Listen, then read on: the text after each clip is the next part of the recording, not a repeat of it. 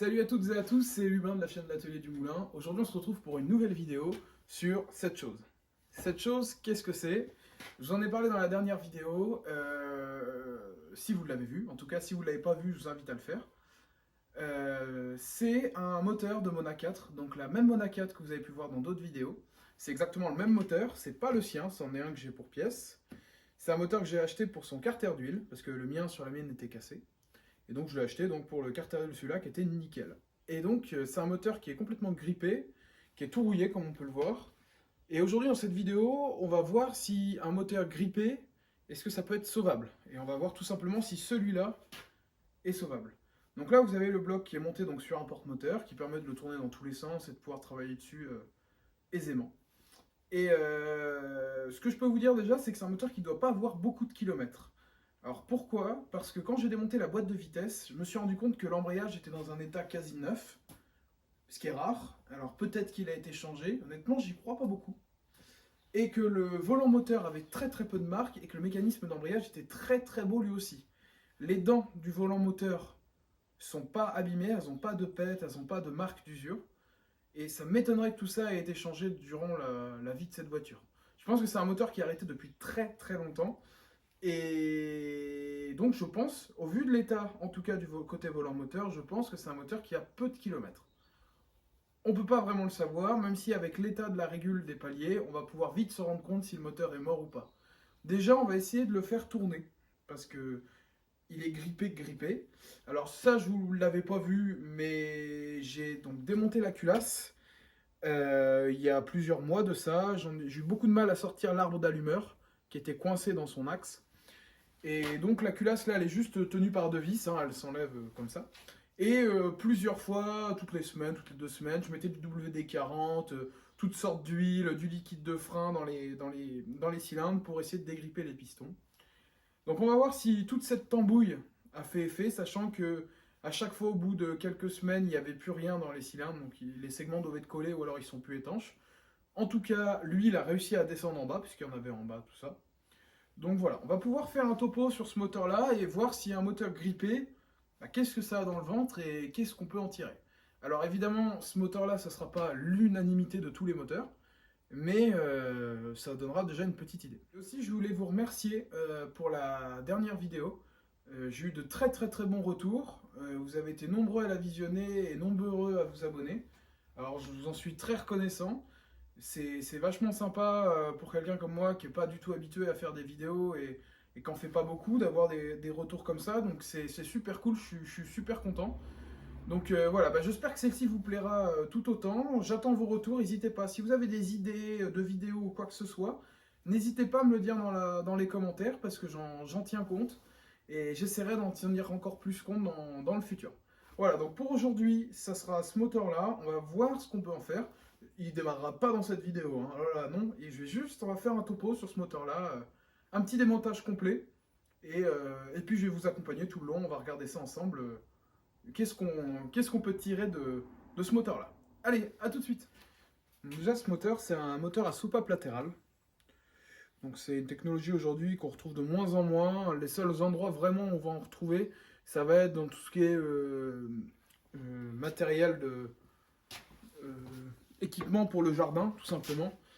C'est-à-dire sur certaines tondeuses encore, des petits motoculteurs, des choses comme ça. Avant, c'était une technologie qu'on retrouvait sur les voitures.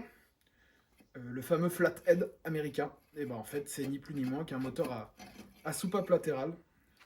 Donc la particularité des moteurs à soupape latérale, c'est comme vous avez pu le voir quand je l'ai démonté, excusez-moi, vous ne voyez plus, c'est que la culasse que je viens d'enlever est extrêmement plate en fait. Vous n'avez pas de soupape en tête. Les soupapes sont situées sur le côté. Là, elles sont ici. Donc ça, c'est la petite particularité de ces moteurs-là. C'est des moteurs qui ont des soupapes qui sont décalées, avec un rendement du coup qui est plus faible qu'un moteur plus conventionnel. C'est des moteurs qui sont assez fiables, qui sont même très fiables, et qui sont assez tolérants sur les erreurs mécaniques, au niveau en tout cas distribution. Vu que vous n'avez pas vos soupapes qui sont en tête, si vous vous trompez sur votre distrib, la seule influence que ça aura, ça sera soit que votre moteur va mal tourner, soit qu'il démarrera tout simplement pas. Vous n'avez pas de risque de casse. Sauf si vous roulez longtemps avec une distrib mal calée, mais ça sera pas il n'y aura pas de contact mécanique direct. Voilà. Donc c'est un moteur que j'aime beaucoup pour sa simplicité mécanique et aussi pour le bruit qu'il fait. C'est un moteur qui fait souvent un bruit qui est assez joli. On pense notamment au V8 soupape latérale qui font un bruit que je trouve magnifique. Le V8 de la Vedette ou le V8 des Ford avant-guerre et juste après-guerre, ou même d'autres voitures qui ont des gros moteurs à soupape latérale, américaines notamment, qui font des bruits très doux et très sympathiques, qui ont des rendements très faibles, mais qui ont un bruit qui est très sympa.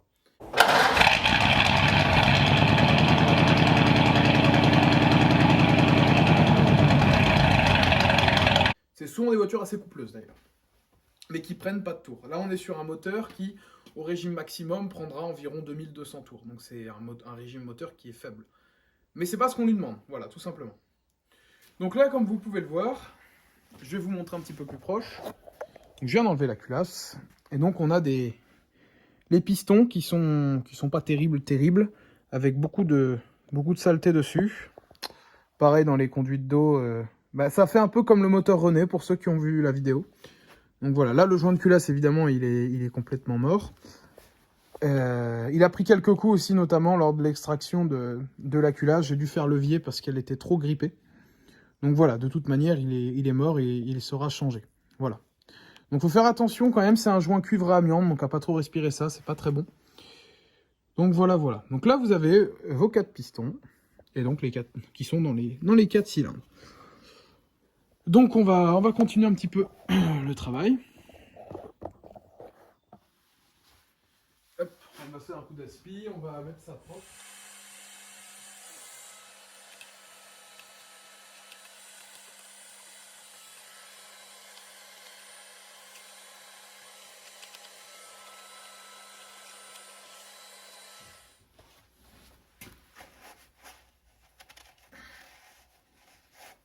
Malheureusement, j'ai plus de nettoyant frein actuellement. Ça, c'est un peu con. Parce que pour nettoyer ça, ça va être un petit peu compliqué. Mais on va se débrouiller sans. Alors. Donc déjà, il y a beaucoup de saleté dans les cylindres. Beaucoup de calamine en fait qui s'est décollé et de rouille qui vient de la culasse et des éléments. Parce que je ne l'ai pas dit, mais ce moteur là était stocké sans bougie, ce qui fait que les saletés du coup sont rentrées dedans. C'était un peu la fête quoi. Donc voilà. Là, alors là vous inquiétez pas, je gratte uniquement sur le cylindre pour histoire d'enlever le plus de saleté possible.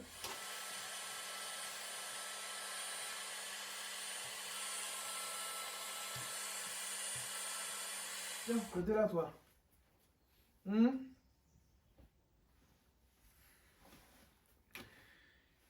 Donc là, j'ai un petit peu nettoyé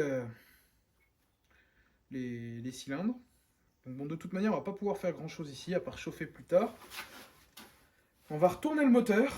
Donc l'avantage du porte-moteur, mais je pense que la plupart d'entre vous connaissiez, c'est que on peut aisément faire tourner son moteur afin de pouvoir travailler dessus dans tous les sens. Hop.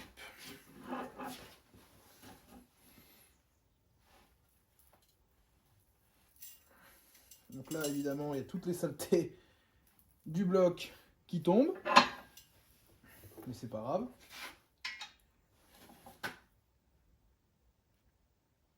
Allez, hop. Voilà. Donc là, on a donc accès au bas du moteur. Donc là, ce qu'on voit sur le dessus, j'espère que vous voyez bien d'ailleurs. Donc là, j'ai tourné le moteur. Donc on a accès donc au dessous du moteur. Donc là, ce que vous voyez dessus, là, c'est la pompe à huile. Tout simplement. Donc le moteur est très sale. Il y a beaucoup de... Malheureusement, comme souvent, ces moteurs-là avaient des huiles de mauvaise qualité. Souvent de foin, on retrouve donc cette espèce de boue très épaisse qui colle un peu partout. Donc ça, c'est typique des vieilles huiles ou du manque d'entretien ou de vidange. Mais majoritairement des vieilles huiles qu'il fallait vidanger très souvent parce qu'elles sont d'une qualité qui est pas terrible. Donc là, je vais démonter donc toute la partie bas moteur, donc avec la pompe à huile, les différentes conduites d'huile, et on va pouvoir accéder au vilebrequin et au bielle. Vous pouvez le voir, j'enlève des fils de fer. En fait, à l'époque, les vis n'étaient pas freinées avec soit des écrous-freins ou alors tout simplement de la loctite. Hein. Et du coup, on mettait des fils de fer. Les têtes de vis étaient percées et on enquillait des fils de fer dedans pour éviter ou prévenir d'un desserrage. Hop, la jauge à huile, on n'en a pas besoin. Et donc ces moteurs-là ont ces petits fils de fer qui permettent donc de tout simplement éviter que ça tourne un peu trop. Mais bon, c'est pas un système qui est extraordinaire. C'est même pas terrible. Mais à l'époque, ils avaient que ça et ça fonctionnait plus ou moins correctement. Aujourd'hui, alors, il y a deux écoles. Il y a ceux qui disent qu'il faut mettre comme à l'origine, c'est-à-dire fil de fer. Et il y a l'école de tout simplement on met de la loctite et puis on n'est plus emmerdé, quoi. Voilà. Donc moi, je vais pas prendre parti ni l'une ni l'autre. Chacun son truc. Moi, je verrai pour l'instant, je vais pas décider comment j'allais faire. Sur mon camion, quand j'ai défait la pompe à huile, les vis, j'ai remis un fil de fer dessus.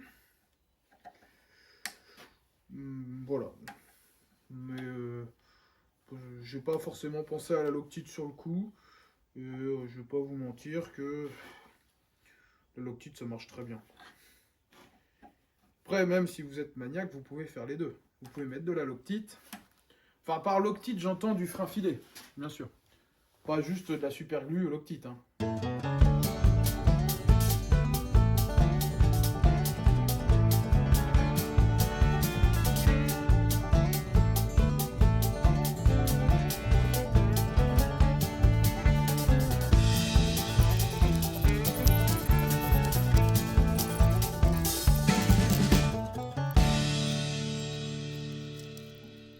Au-dessus du carter d'huile, et je suppose ce flasque d'être rempli de cochonneries, encore plus sale que tout le reste.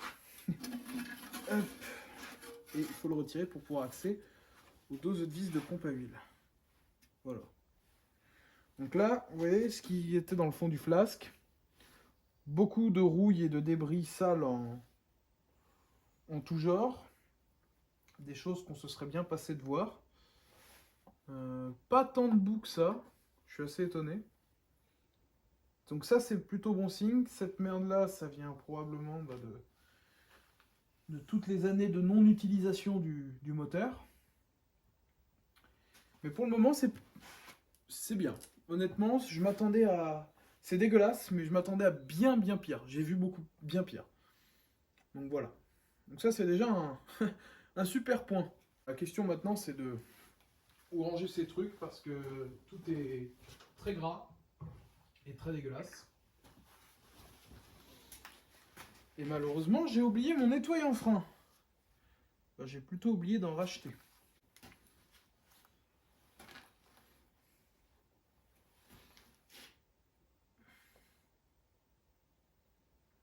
Déjà, ce qu'on peut tout de suite noter, alors la majorité de la rouille aussi qu'on voit, c'est que ça vient en fait du puits d'huile, tout simplement. Ce qu'on peut noter également, c'est que de ce que je vois à première vue, les cames de l'arbre à cam ont l'air en très bon état. Ce qui est bien, ce qui est honnêtement super bien. On va mettre ça.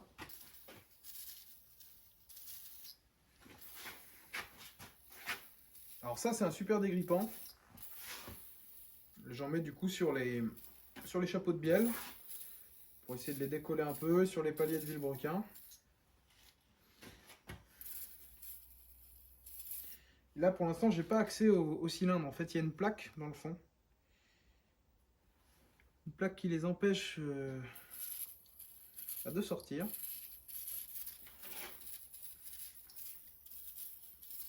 On arrose bien tout. Là, le but, c'est c'est pas d'y aller avec le dos de la cuillère. Faut pas hésiter à lubrifier le plus possible. Je vais enlever la pompe à huile et puis je vais vous faire un topo de l'intérieur.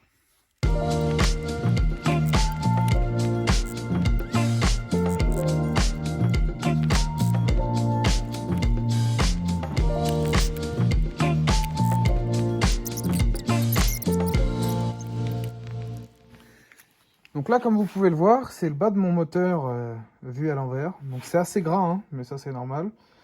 Donc là, vous avez votre vilebrequin, qui est un vilebrequin à 2 paliers. Il y en a un ici, c'est pas le 3 paliers. Donc c'est aussi une des raisons pour lesquelles il prend très peu de tours, c'est que vu qu'il a que 2 paliers, en fait au milieu, il y a... J'exagère, mais ça a tendance à se tordre et à vibrer beaucoup plus. Voilà. Donc là, on peut voir le moteur. On peut voir aussi que les cames n'ont pas l'air d'avoir du tout d'usure. Ça... Hop. Non, elles n'ont pas d'usure du tout. Donc ça conforte ce que je disais, que c'est un moteur qui a probablement très peu de kilomètres. Donc voilà. Donc là, vous voyez l'intérieur d'un moteur qui est... vous voyez ici, il y a encore beaucoup de rouille. Beaucoup de gras. Mais tout ça, je vais le nettoyer. Et le mettre propre. Voilà. On verra ce que j'en fais. Probablement en moteur d'avance pour la mienne.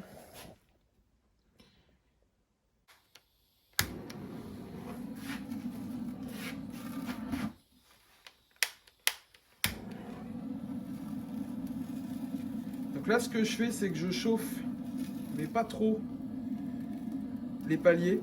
Parce que vu que c'est de la régule, un tout petit peu de chauffe en trop et elles fondent direct. Je chauffe juste pour décoller un petit peu la merde qui peut s'y trouver. Mais j'insiste surtout pas. Hop.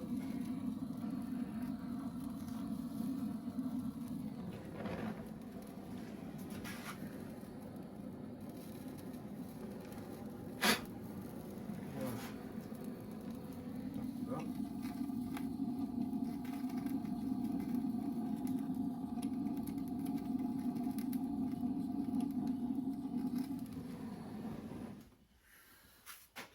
Donc là, surtout, faut pas insister. Ce serait un coup à gripper tout simplement à faire fondre le régule des paliers de vilebrequin. Donc on n'insiste surtout pas, c'est mieux. Là où on va, oh la vache, là où on va plus insister, ça sera plus dans les cylindres, je pense. Donc on va retourner le moteur.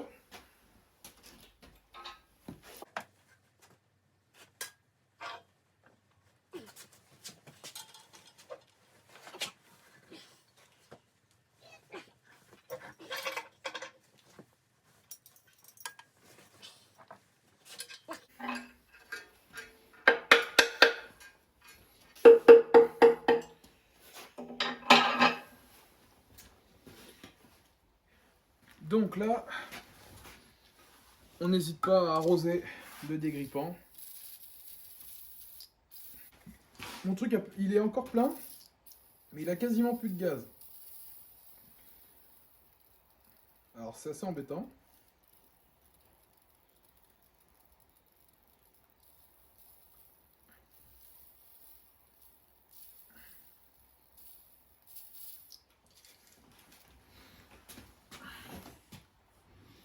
Donc voilà. Ensuite, ouais, parfait pour ranger ses canettes. Donc il y a un flasque ici sur le côté, avec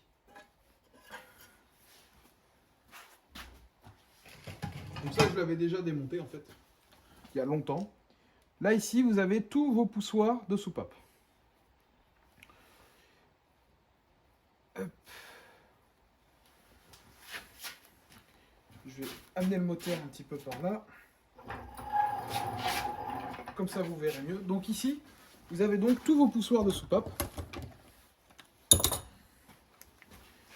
Là vous verrez mieux. Alors j'ai déjà nettoyé parce que c'était rempli de saleté dedans. Et donc on va espérer qu'ils ne sont pas grippés, mais à mon avis, il y a peu d'espoir pour ça. Hop. Là, faut vraiment pas hésiter à en mettre 95 kg.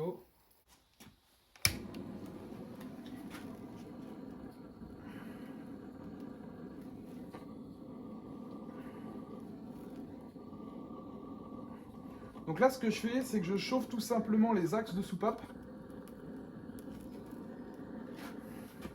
pour essayer de les décoller.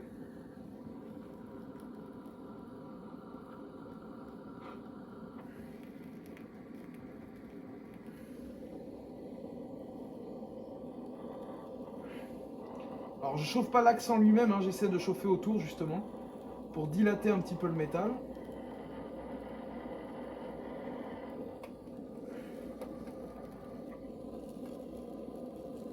Donc voilà, là ici c'est des endroits où il ne faut pas hésiter à chauffer, c'est de la fonte, vous n'avez pas de risque, à part si vous restez pendant 3 semaines, mais encore avec un petit chalumeau comme ça, vous risquez pas grand chose.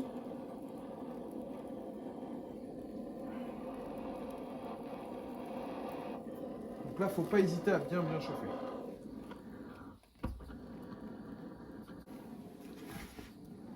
Hop.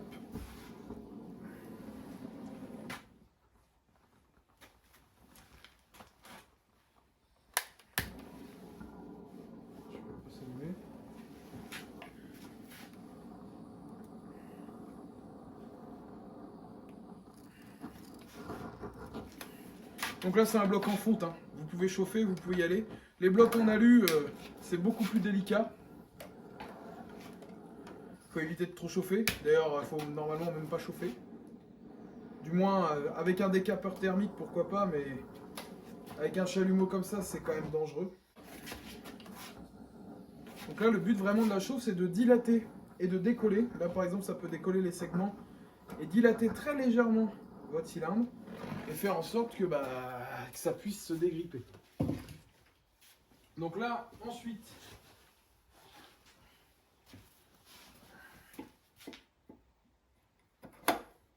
vous essayez de trouver quelque chose de mou et d'adapter. Donc là, par exemple, ça, c'est un bloc de téflon qui rentre pile dans le cylindre.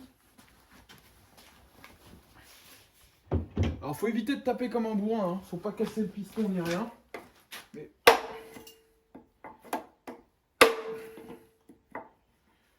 parfois, une simple petite secousse, ça peut aider à décoller. Et surtout, ne jamais prendre quelque chose de dur. Du bois, là c'est du téflon, donc ça c'est mou. Donc ça peut aider. Hop. Donc là on va prendre une clé, on va voir déjà si ça a fait quelque chose.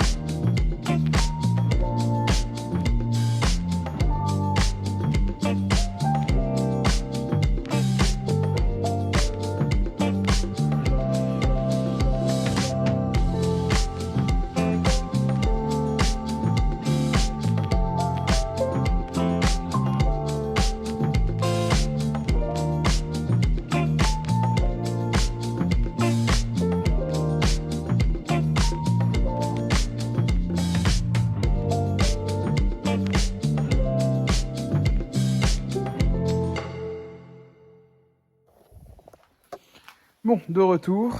Donc le moteur, on a le vilebrequin qui est décollé. Donc je sais pas si vous allez voir quelque chose, mais voilà. Il bouge. Hein. Oh, vous verrez peut-être rien du tout, mais il bouge d'un quart de poil.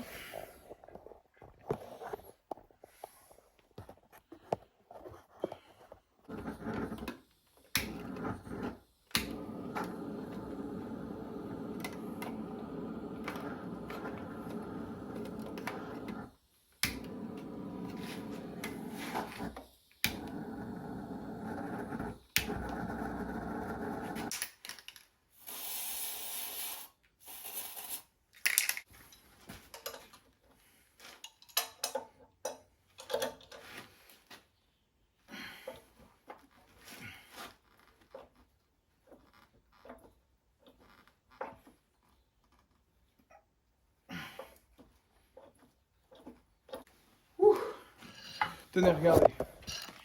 Alors, on a d'autres choses qui bloquent, mais à mon avis, les soupapes sont grippées.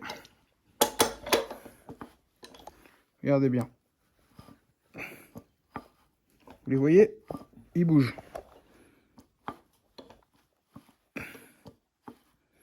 Donc ça, c'est plutôt bon signe. Donc déjà là, ce que je peux vous dire, c'est qu'actuellement,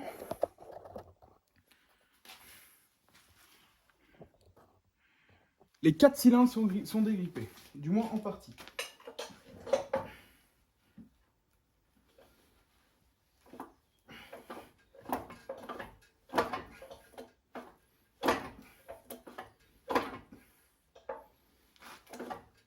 Et maintenant, à mon avis, c'est les soupapes qui pêchent.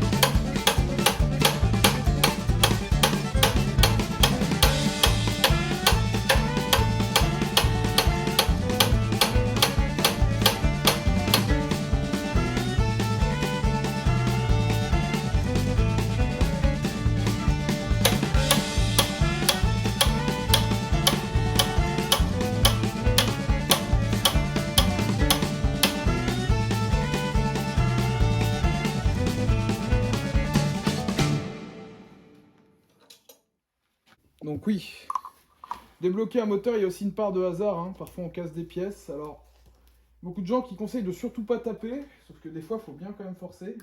Et moi, j'ai pas de pompe à graisse avec un embout de bougie, il faudrait que je m'en fabrique un.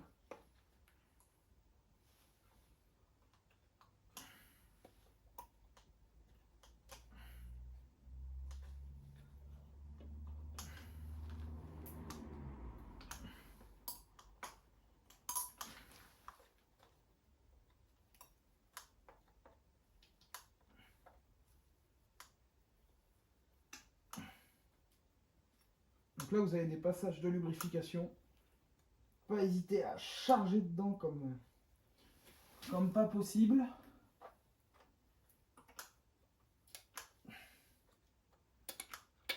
Quitte à ce que tant pis, l'huile tombe par terre.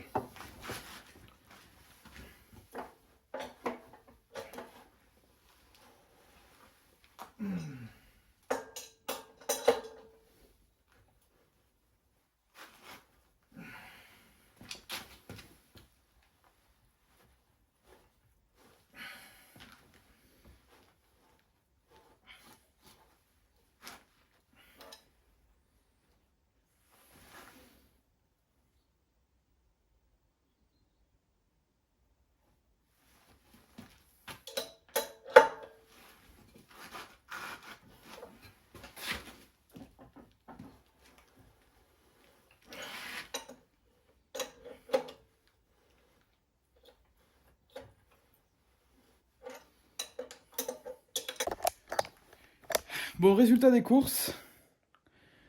C'est bien et pas bien. Donc on a de la casse. Donc on a les 4 cylindres qui tournent correctement. Ils sont durs, mais vous allez voir. Hop.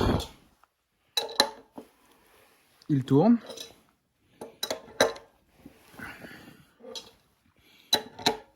Donc eux c'est bon, en espérant maintenant que les segments et la régule ne soient pas trop abîmés. Voilà. Par contre, je sais pas si vous avez remarqué quand j'ai tourné, les soupapes, elles, ne bougent pas. Et ce que je craignais est arrivé. En fait, ici, vous avez vu que c'était déjà très corrodé. Et le pignon aileron devait être fatigué. Et en plus de ça, avec la force que j'applique, les coups, etc. Et le fait que toutes les soupapes soient grippées malgré la chauffe, le pignon aileron ici a dû casser. Puisque quand on tourne le vilebrequin, l'arbre à cames ne tourne pas. Donc ça, c'est une casse du pignon probablement. Donc c'est un peu embêtant. Parce qu'un pignon aileron, ça vaut assez cher, mais ça se trouve, et ça se trouve même des fois en alu et en neuf. Donc de toute manière, c'est une pièce que, en refaisant le moteur, j'aurais été amené à changer parce que les vieux pignons ailerons, ils tiennent pas bien dans le temps. Quand ils sont âgés, ils ont tendance à s'effriter, à s'imbiber d'huile. Donc voilà, je l'aurais changé. Le seul truc embêtant maintenant, c'est que ça va falloir quand même dégripper l'arbre à cames. Et donc ça va demander encore un petit peu de boulot. On a cette soupape là qui a commencé à montrer le bout de son nez. Mais c'est tout. Voilà. Donc il y en a encore potentiellement 5 de vraiment très grippés. Une fois qu'elles sont sorties, après je me fais plus d'inquiétude, je peux les renfoncer facilement. Mais voilà. Donc là il y a encore pas mal de travail à faire sur ce moteur là. Pour faire en sorte qu'il soit en état de fonctionner tout simplement. Voilà. Donc je pense que je vais essayer de démonter cette partie là. Et on va voir. Bon, du nouveau sur le moteur. Bon, cette vidéo, elle passionnera peut-être pas tout le monde, elle est assez molle. Devrait pas durer trop longtemps non plus, faire en sorte qu'elle soit pas trop longue pour vous. Ça sert pas à grand chose qu'elle soit très très longue. Par contre, j'ai retourné le moteur. J'avais prévu un peu de conclure cette vidéo là parce que déjà le pignon aileron a pété. Faut tout déposer le moteur et c'est pas ce que j'ai prévu aujourd'hui. Je pense que ce sera une vidéo en plusieurs temps. Peut-être une restauration de ce moteur ou un démontage, enfin j'aviserai. Là je regardais tout simplement mes paliers de bielle. Et il y en a 3 qui ont l'air au niveau du jeu correct. Et il y en a un, je pense que le moteur est à rien de... Soit il a coulé une bielle, soit il est en train d'en couler une. Alors c'est un moteur qui n'a pas dû tourner depuis peut-être les années 50. Donc voilà, donc c'est peut-être la raison pour laquelle il a été arrêté. Je vous montre. Donc là, vous avez une bielle qui a un jeu normal, c'est-à-dire que le jeu on le sent à peine, et il y a un tout petit peu de jeu. Pareil ici, rien de faramineux. Et là, celle-ci, regardez bien la course. Voilà. Là, on doit avoir 4 mm de jeu.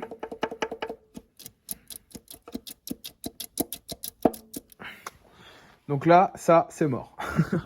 Je vais démonter pour voir un peu l'étendue des dégâts. Mais je peux vous garantir que là, là, c'est pas beau du tout, quoi. Donc là, le régule, il est KO. Et peut-être, j'espère que le vilebrequin, lui, ne l'est pas. Mais à mon avis, ça va pas être beau du tout là-dedans. On se retrouve dans 5 minutes, je démonte ça, et on regarde ça tout de suite.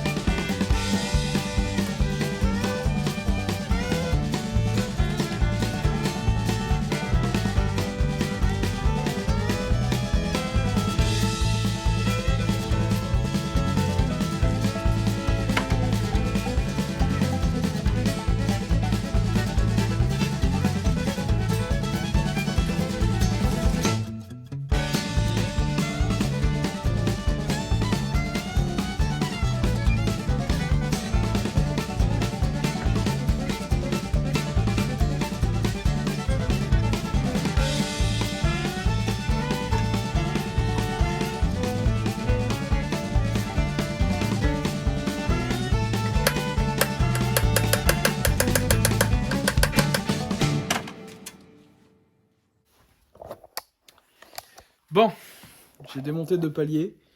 Le verdict est... C'est un peu la merde. C'est même beaucoup la merde. Alors déjà, le palier qui avait beaucoup de jeux, là vous dites, bah oui, il est rayé. Alors c'est pas qu'il est rayé, c'est qu'il a même plus de régule. Il est usé ici parce qu'il a tourné comme ça sans sa régule. Et il a plus du tout de régule, ni sur le chapeau, ni sur la bielle.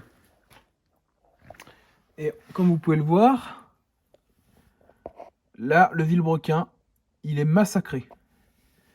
Il est complètement mort.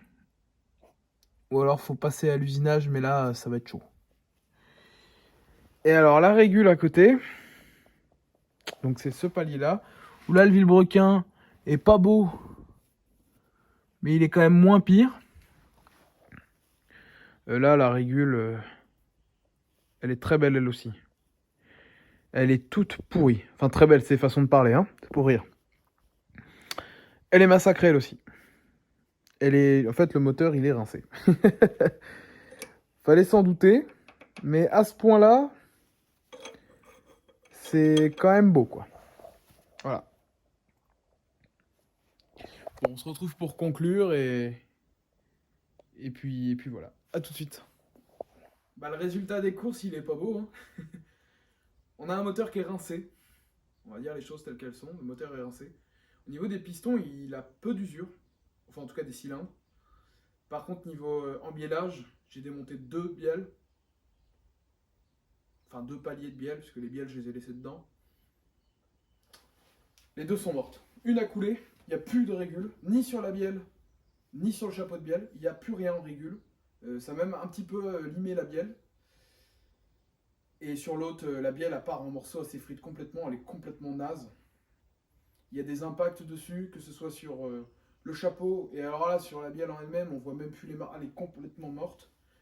Il est sûrement probable que les 2 autres soient plus ou moins de la même accalmie, mais dans le même état, malheureusement.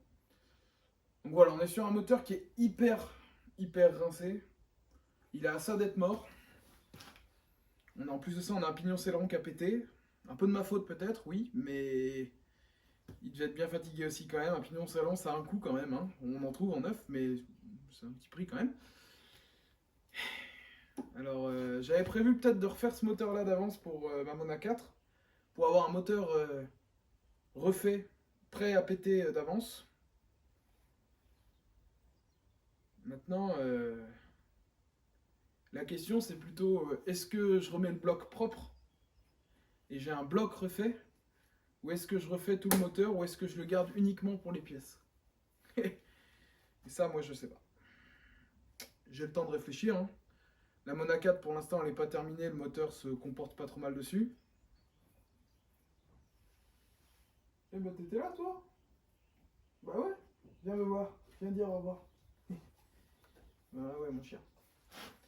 Et ouais, oui, t'es mignon. Et pardon. Le moteur, ouais, il y a moyen qu'il soit complètement dans le sac. Sachant qu'on a la plupart des soupapes qui sont grippées. Je vais pas trop m'avancer, mais à mon avis, toutes les soupapes d'échappement sont corrodées, comme souvent. L'humidité qui remonte par l'échappement attaque très fort les soupapes d'échappement, donc il faut souvent les faire retailler et poser des portées de soupapes. Donc voilà, on est sur un moteur qui a peut-être été démonté d'une voiture parce qu'il était mort, ou la voiture a peut-être été arrêtée pour ce souci-là. Je ne sais pas. Et tout ce que je peux vous dire, c'est que là, le moteur, il est usé. Au niveau de l'embiellage, il est très usé. Voilà. Je pense dû à une mauvaise lubrification ou une mauvaise qualité d'huile, parce que malgré tout, je maintiens le fait qu'il n'a pas beaucoup de kilomètres. Au niveau de l'arbre à cam, il a très peu d'usure. Niveau cylindre, il a peu d'usure aussi.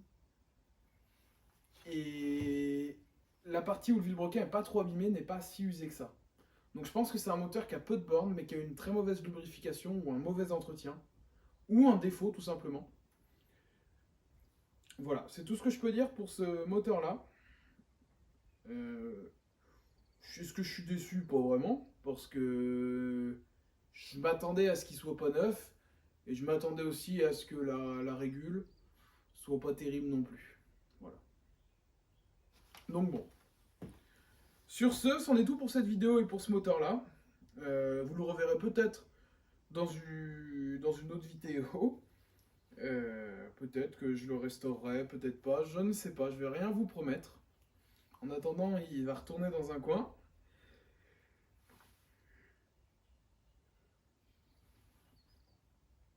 Il va retourner dans un coin et ben, on verra bien ce qu'il advient de la suite pour ce moteur-là. Donc voilà. En tout cas, bah écoutez, si ça vous a plu, n'hésitez pas à mettre un commentaire, mettre un like, vous abonner si vous voulez, il n'y a pas de problème. Et puis on se retrouve dans une prochaine vidéo. Donc je sais pas quand. D'ici j'espère pas trop longtemps. Je vais essayer d'avoir un rythme de vidéo un peu plus régulier. Je peux rien vous promettre, hein, j'ai pas mal de travail ou autre que ça. C'est vraiment par passion que je fais ça. Donc voilà, ça c'est pour ce moteur-là. On se retrouve sûrement dans une prochaine vidéo. Ça sera plutôt du moteur fixe. La dernière vidéo vous a beaucoup plu. Enfin, même les deux dernières vidéos sur les moteurs fixes. Le moteur René vous a vraiment plu. Donc vous allez le revoir pour une restauration complète. J'ai rentré un autre moteur que j'ai pas filmé quand j'ai été le chercher, mais je vais sûrement vous le présenter en vidéo. C'est un moteur Connor, début des années 20, un BR4, qui est juste là, qui est vraiment très très beau. Voilà. Et un petit peu de travail dessus, il n'est pas grippé, mais il fonctionne pas parce qu'il n'a pas d'allumage. Mais voilà, c'est une remise en état, je pense, très intéressante qui pourrait plaire à certains. Donc voilà. Je vous dis à bientôt. Si vous avez des idées de quoi que ce soit comme vidéo, n'hésitez pas à me le dire en commentaire. Et puis on se retrouve dans quelques semaines pour la suite de mes aventures. Allez, salut, c'était l'atelier du moulin.